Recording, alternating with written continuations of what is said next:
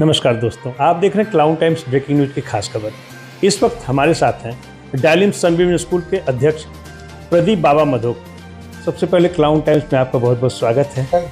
अभी पिछले दिनों एक आपका इंटरव्यू गया है आपके विद्यालय के प्रिंसिपल का कि आपके यहाँ एक विद्यालय की मान्यता है और कई विद्यालयों का संचालन हो रहा है, इस पर प्रिंसिपल साहब की सफाई भी आई है। हम आपसे जानना चाहेंगे क्या है स्थिति। बहुत ही रोचक ये क्वेश्चन है। उसके पहले मैं एक बात बताता हूँ आपको कि अब हम लोग भी अभ्यस्त हो गए हैं विगत 20 वर्षों से। हर वर्ष एडमिशन या सेशन के शुरुआत में ही हमारे कुछ अपने प्रिय लोग हैं जिनको ये रास नहीं आता कि एक स्कूल टीचर का मैं पुत्र संतान किस प्रकार से उठ के अपने स्पोर्ट्स के कैरियर के साथ साथ में एक उद्देश्य लेके कि स्वास्थ्य और शिक्षा दोनों को बराबर छात्रों में, बच्चों में ये दिया जाए, तो ये कैसे सफल हुआ। ये तो एक आपको मैं इसकी एक पृष्ठभूमि बताऊंगा। उसके बाद सन 2001 के बाद से हमारे जितने भी विद्यालय होते गए, मल्टीप्लाई होते गए, सबकी जो अनिवार्य मान्यताएं हैं बेसिक शिक्षा अधिकारी से या आगे सीबीएसई से जो विद्यालय कक्षा 12वीं तक हैं, और अब आगे अत्याधुनिक शिक्षा यानी कैम्ब्रिज से भी हम लोगों ने अपनी मान्यताएं ली हैं। मैंने आपको ऑलरेडी आपके व्हाट्सएप पे ये बात करने से पहले अपनी मान्यताओं के जितने भी हमारे सर्टिफिकेट्स हैं वो आपको शेयर कर दिए हैं व्हाट्सएप पे। आप खुद देख लेंगे हर सर्टिफिकेट हमारे हर विद्यालय का, जो कि उत्तर प्रदेश सरकार की जितनी भी नियमावली हैं, जितने भी कोर एफिलिएशन के लिए चीज़ें हैं, उन सब के आधार पे मान्यताएं मिलती हैं।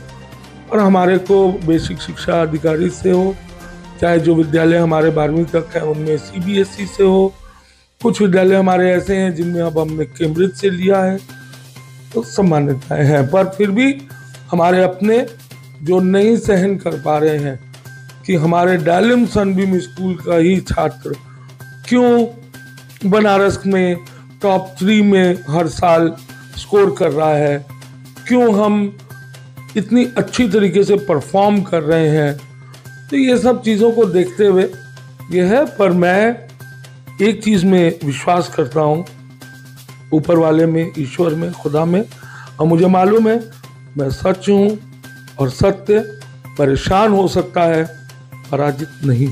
बाबा भाई, एक दूसरी शिकायत भी आई है कि आपका विद्यालय माइनॉरिटी के अंतर्गत एफिलिएटेड है और माइनॉरिटी में जहाँ तक उन्होंने नियम की बात कही कि 50% बच्चे सिख कम्युनिटी से होना चाहिए, इसमें कितनी सच्चाई, इस दिशा में आप क्या अपना पक्ष रखना चाहेंगे? देखिए, हमने सन 2014 में माइनॉरिटी स्टेटस के लिए जो माइनॉरिटी कमीशन है नई दिल्ली, इसमें अप्लाई किया था। उसके पीछे का ये बैकग्राउंड, ये पृष्ठभूमि थी कि मेरे जो नाना थे वो स्वतंत्रता सेनानी थे, भगत सिंह जाम के, सिख कम्युनिटी से, और उनके जो फादर थे बाबा खड़क सिंह, उनके नाम पे तो बंगला साहब यानी कनॉट प्लेस के पास सड़क ही बनी हुई है।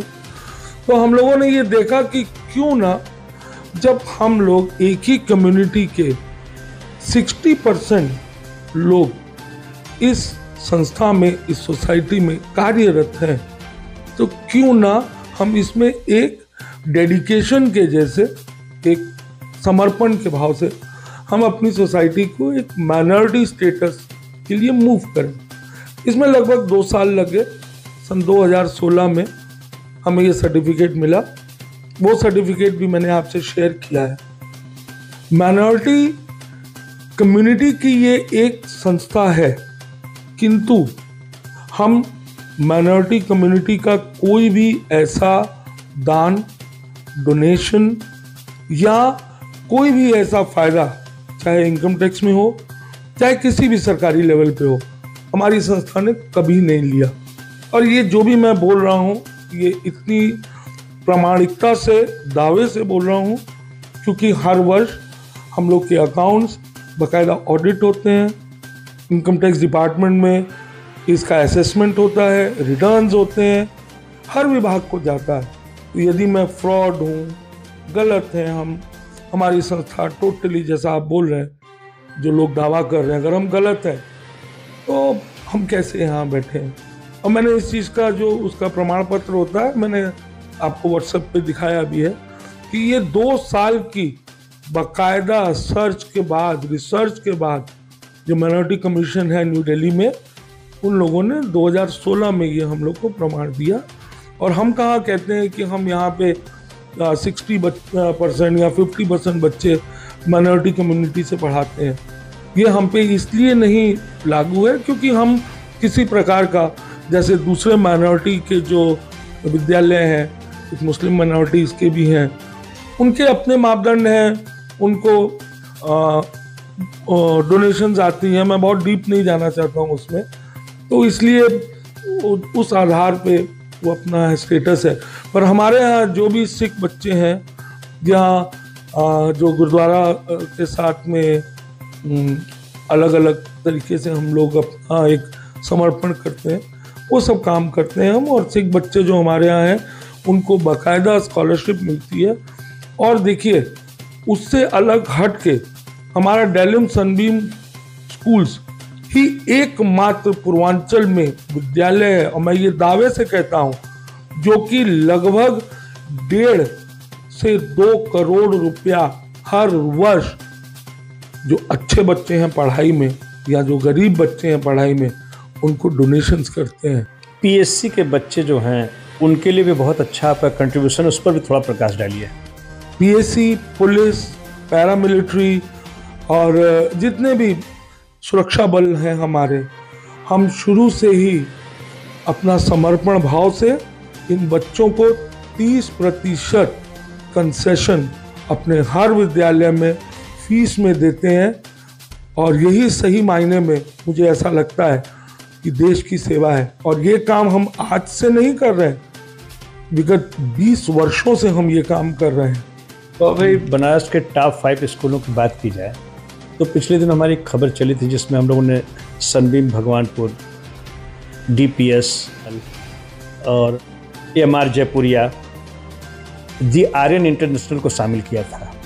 हम जानना चाहें कि डालिम सनबीम स्कूल किस पायदान पर है और उसका क्या दावा है। देखिए, मैं कभी भी विद्यालय में, शिक्षा में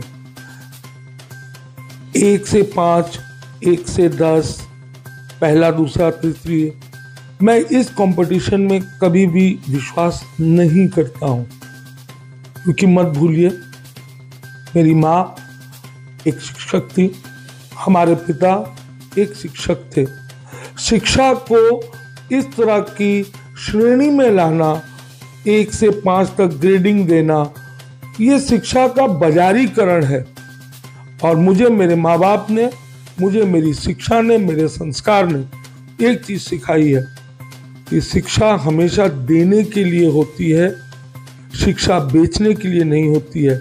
जब मैं कोई चीज़ बेचता नहीं हूँ तो उस चीज़ को मैं श्रेणी क्यों दूँ। इसलिए आपका जो सर्वे हुआ था उसमें मैंने उससे अपने विद्यालयों को, आपका फॉर्म भी था, आपने हमको पूरा फॉर्मेट दिया था कि इसको भरिए ताकि आप उस पर ग्रेडिंग देके और अपने मापदंड के हिसाब से 1 से 5 श्रेणी करें। लेकिन मैंने आपसे विनम्र निवेदन करते हुए इस प्रकार की रेस से बाहर रखा, क्योंकि मेरे हिसाब से मुझे, जो मेरे लिए शिक्षा है, वो शिक्षा एक देने की चीज़ है, एक समाज सुधारने की चीज़ है, समाज में एक कंस्ट्रक्टिव काम करने की चीज़ है। मैं बेचता नहीं हूँ।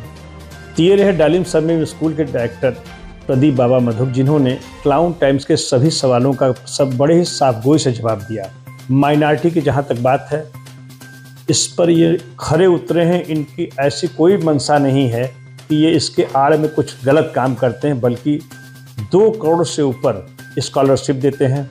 सेना के जवानों को, पीएससी के जवानों को, पुलिस बल को 30% की ये स्कॉलरशिप देते हैं। तमाम सामाजिक कार्यों में बढ़ चढ़कर हिस्सा लेते हैं। और रही बात शिक्षा की बात, तो डालिम सब इंग्लिश स्कूल किसी पहचान का मोहताज नहीं है।